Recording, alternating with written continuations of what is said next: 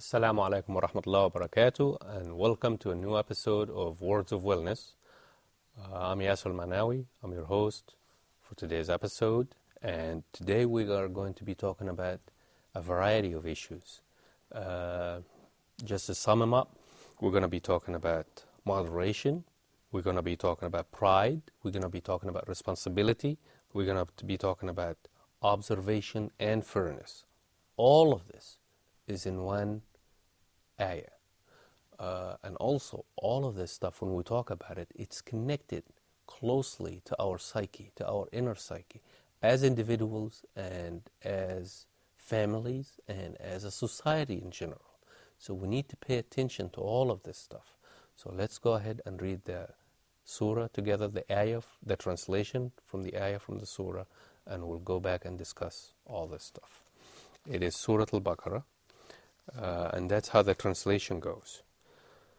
Thus we have appointed you a middle nation, that you may be witness against mankind, and that the mankind be witness against you. What does that mean? You be witnessed against mankind, and then the mankind be witnessed against you. Take a minute and think about it. Actually, when we read something like this, it's a lot of responsibility. But first, let's talk about a middle nation. What is a middle nation? Because a lot of people, I'm supposed to be middle in everything I do. And that's what we do in therapy. When somebody comes to therapy, I tell them, well, try to do everything moderately. Try to do it, be in the middle. A lot of people will tell me, well, if I'm in the middle, I'm boring. I'm going to be boring. I say, no, it's not about being boring or not. Because when somebody say, I'm bored or I'm boring, that means they don't have enough things to do during their day. But that's not it. Being middle is watching what you're doing everything moderately, not too much of it and not too little of it. And that's what we do. And at the same time, which is more important, I need to watch myself very closely. That's very precise. If I watch my actions very closely, trust me, if you watch your actions very closely, you're going to lead a very healthy life, very comforting life. And that's the whole aim of psychology, by the way. It's not to be overly happy and doing things that nobody else would do, or it's not because somebody is crazy or a nutcase and they need therapy or stuff like that. No, it's about moderation. It's about how you do things in a way that you lead a happy life. That's the whole issue. So when I am actually doing that, and I'm watching myself, and then I'm watching other people too, what does that mean? It means that I have actually reached a certain point of success, emotional success, or emotional wellness. When I reach this point, I start assisting other people in reaching their point too. That's the meaning of watching.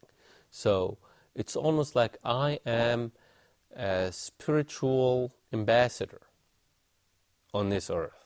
That's from a spiritual point of view.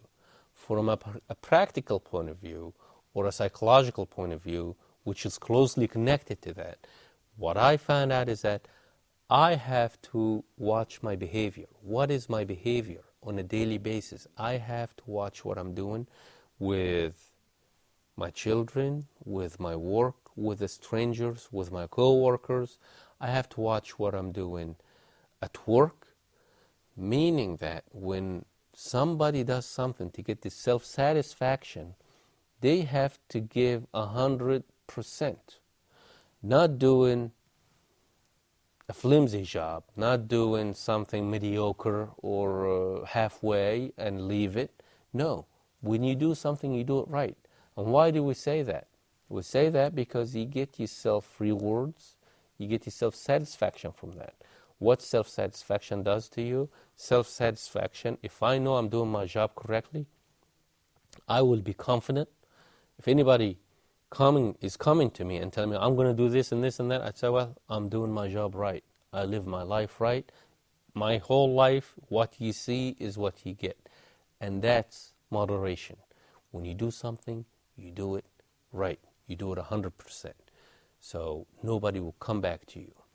That's, by the way, also, that's honesty. You remember in a different episode we talked about the whole psyche and personality and psychological issues are actually intertwined and they're all connected together. They are connected together. And one of them affects the other. Just like your body parts. When one is not working correctly, the other one will be affected. Same thing psychologically. If you have one aspect psychologically is not 100%, the other will be affected the same way. It's not going to be able to handle it by itself. So we need to take a look at that very closely. Why do we need to do this? Because of our character as people.